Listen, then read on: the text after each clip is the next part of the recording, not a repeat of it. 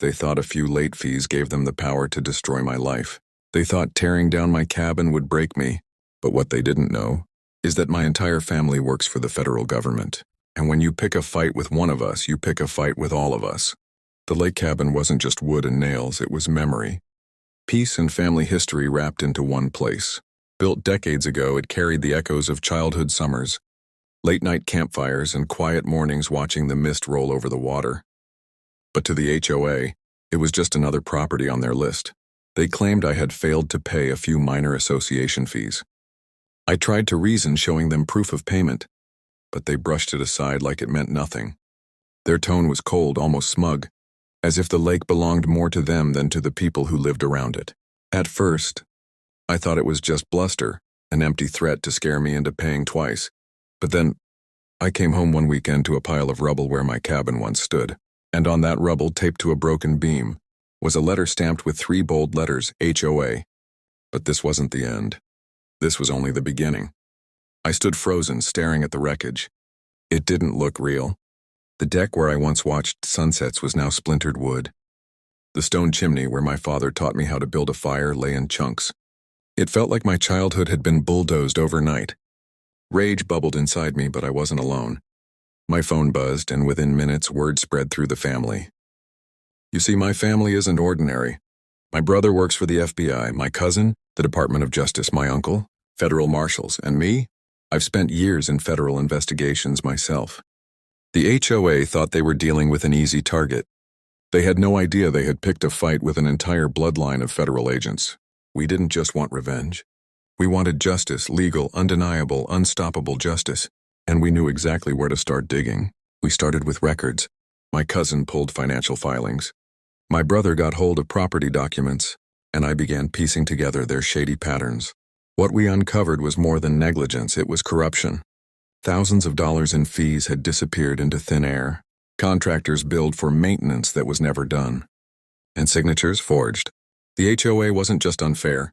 They were running an empire built on lies. But still, destroying a cabin without legal authority was next-level bold. I needed proof, direct proof of their overreach. That's when I received an anonymous tip. A former board member reached out quietly, claiming he had emails that would blow the whole thing wide open. My heart raced as I opened the files he sent, and what I saw made my blood run cold. The emails were shocking. Board members mocking homeowners, bragging about teaching lessons to anyone who resisted. They even joked about targeting me specifically, calling me the stubborn one by the lake. But the worst part? They openly admitted my payments had been received. They knew I wasn't behind, but they destroyed my cabin anyway, hoping fear would silence me. Instead, their arrogance gave me exactly what I needed. My family gathered in the living room that night.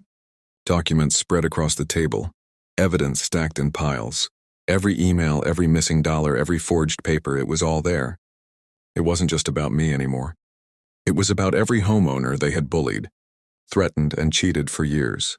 We weren't just fighting back. We were about to expose them to the entire country. The next move had to be careful.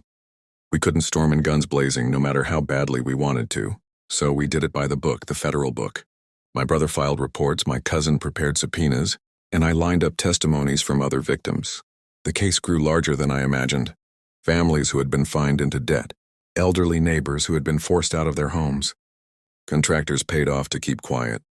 The HOA had built a fortress of intimidation, and for years, nobody dared to challenge it. But this time, their wall of fear was cracking. I'll never forget the moment agents rolled into the HOA office, badges shining, folders in hand. The smug smiles of the board members melted into pale silence. But the real storm hadn't even begun. Investigations turned into raids. Computers, phones, ledgers all seized. The HOA's power crumbled overnight.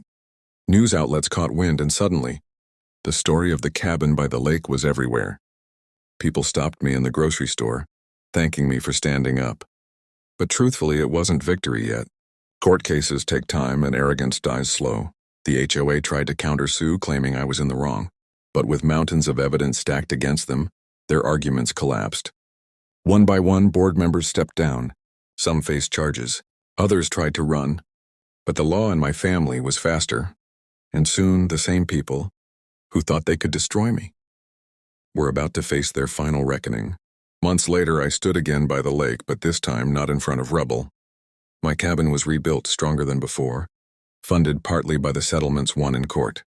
The HOA dissolved, its members banned from serving on any board again.